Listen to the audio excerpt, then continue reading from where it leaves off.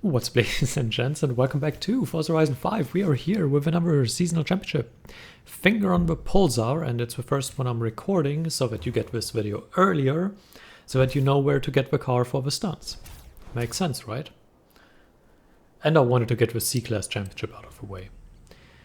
I am using the Volvo 242 Turbo Evolution. We have to use a classic rally car in the C-Class, and well, it's pretty cool, right? Sort of. Maybe.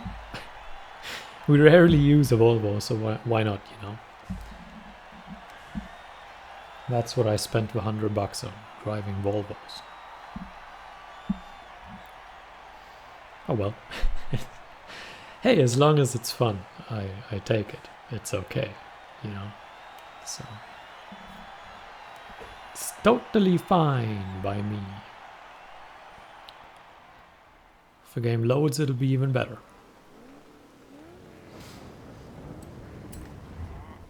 There we go.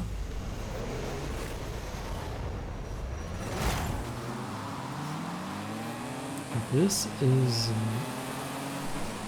I'm really not looking forward to this. The slow car championship. Love it. At least we're not doing D-class championships. That would be horrible.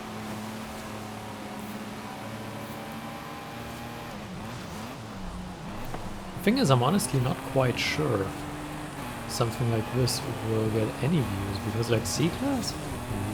For real? Like you pick a car and then you just drive, you don't even need a tune really. Well, technically you don't really need a tune for most championships because it didn't work well. Because the AI is scaled to your car level, so there is no real reason for a tune to get up the rating, because the AI will just increase in rating as well. What you do want the tune for is to have a car that is better adjusted than the stock one, because the stock one maybe isn't balanced correctly for what you want to do. So that's what you want the tune for, to have a more balanced car, or a car that better suits what you want to do. For example, drive a race, whatever. In case of the stunts, it's entirely different, because with stunt, of course, says reach, I don't know, 100 miles an hour. And if you have a 900 rated car, it's easier to do that than an 801 rated car. So there is that. But generally speaking, that's pretty much the difference. Or the major difference between why you really want a tune for the stunts and why it's good to have for the seasonal championships. But it's not as much of a... that's also not a requirement for most of the stunts, for some of the stunts. For some of the stunts it is, for some it is not. Because, truth be told, they make the requirements for some of the stunts in a way that you either have to get lucky, have to be really, really good, or you have to use tune. And this week, for example, with the Pulsar, you have to use a tune, because it's a C-Class car that you get. But they have a requirement that you use it in the B-Class, so you know what are you going to do? You're going to use a tune, because you have to. So that's a thing. And it's, truth be told, a thing that not everyone is going to enjoy. Because while there may not be very many people out there that do not want to use tunes, there are people that do not want to use tunes. Although, truth be told, it's kind of their own thing, you know. If you say I don't want to do that, then okay, ignore half a game, it's okay, but like, sometimes you need it for some things in the game.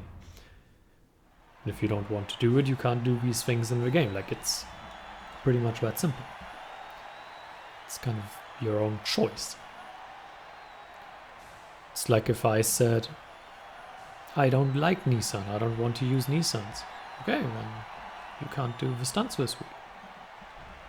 It's fine, you know? Nobody's forcing you to do it. So it's like, just do it, you know? Don't really understand it, but it's to each their own. Like, for example, I don't like to do the eliminator. It's an annoying mode in my opinion. But if you like it, go ahead and do it. I'm missing out on these points every single week. Well, not every single week, but whenever it's part of a championship list or festival playlist. I'm missing out on the points for it because I'm not willing to do it. Because I find it annoying. It's my own personal decision, and I'm not really blaming them for including it because it's part of the game. Of course you include it sometimes.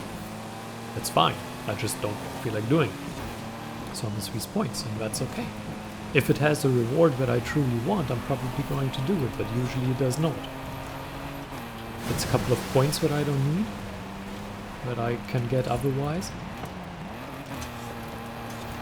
And most of the time the actual reward is, I don't know, a wheel spin or some cosmetic that I don't care about, like something like that. I don't really care about that. Or a horn sound or whatever it might be. But so it's in 99% of cases when the eliminator is part of a playlist, I'm just not going to do it. I'm going to miss with points, and it's okay. I'll take it.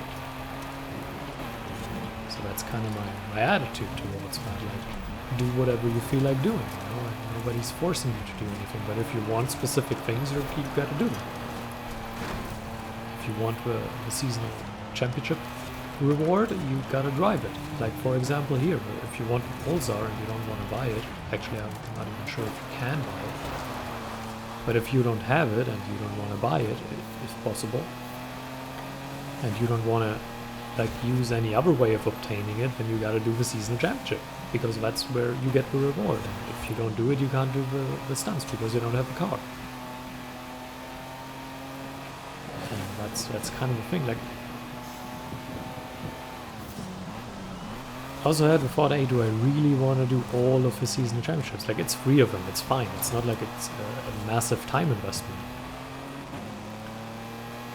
And my decision was yes, because I do them every week, but it certainly wasn't yes because I enjoy driving around in a C-Class Volvo. Although that championship isn't the worst in the world, it's okay, it's passable, but it's definitely not like something special. Like, what I actually want to do is drive the S1 class hypercar championship. But I know for a fact that finding a car for that will be a lot more difficult than finding a car here. Because 90% of the hypercars are either too expensive to suggest, because I always have a bad feeling when I tell people, hey, buy this car, it's only 4 million. Plus tune. And then the other half of the cars is not available at the auto show.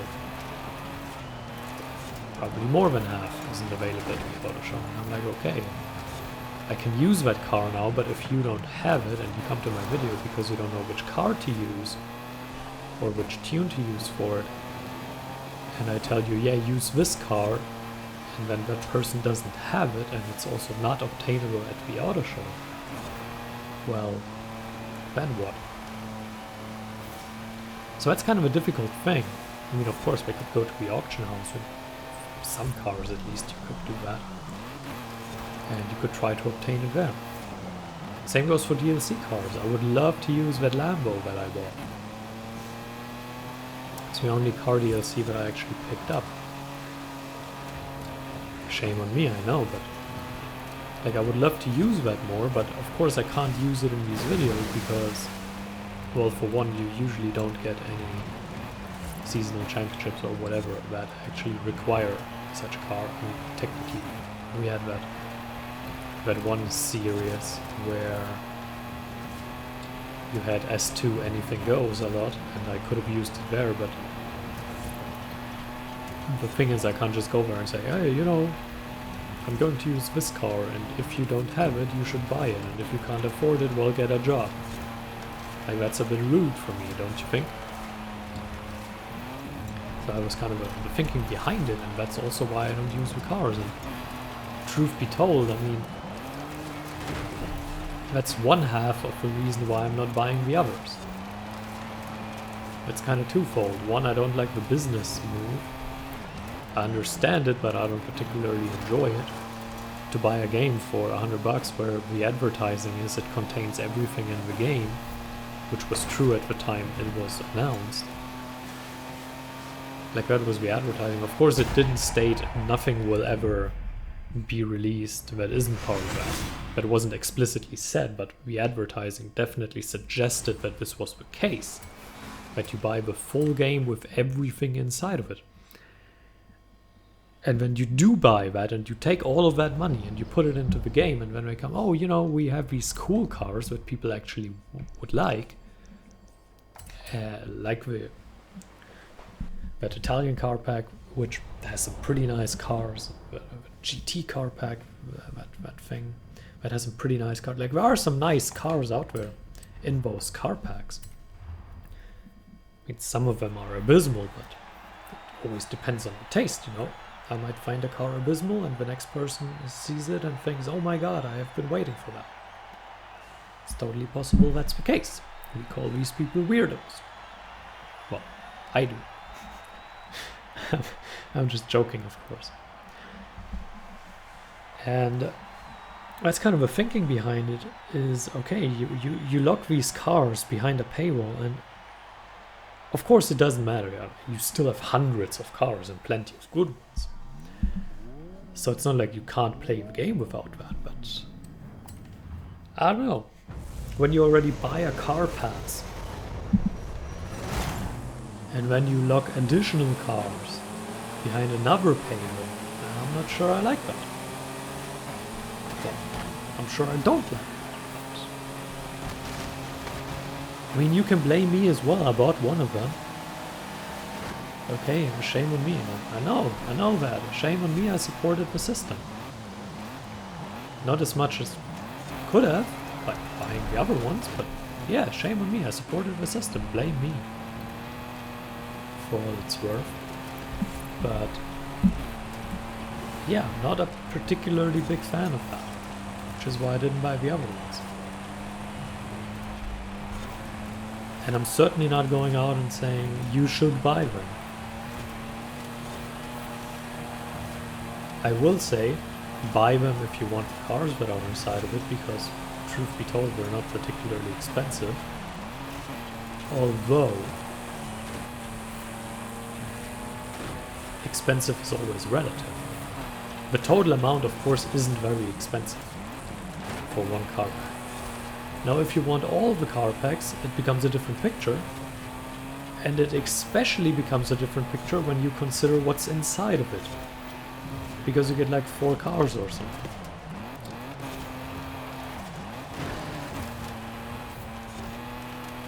So that's a bit ridiculous. Like, if you think about, if you buy the base game, or even if you buy the Ultimate Edition for 100, think about how many cars you get for that hundo.